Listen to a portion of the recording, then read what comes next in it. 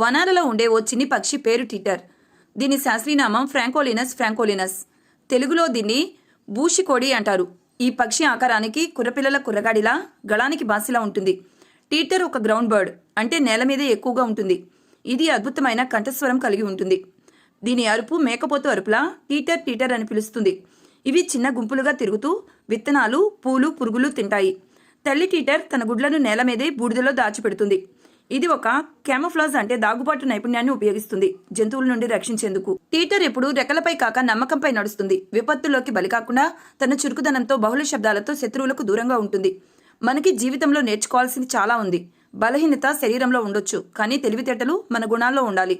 టీటర్లా చురుకుగా, జాగ్రత్తగా, అనుకోకుండా వచ్చిన ముప్పుల నుంచి రక్షించుకోవడము ఒక శాస్త్రీయ జీవన కళ. పెద్ద శరీరం కాకపోయినా, తక్కువ గొంతు కాకపోయినా మన బుద్ధి పెద్ద ఆయుధం. ప్రకృతిలో ప్రతి జీవికి ఓ బోధకుడు. టీటర్ మనకు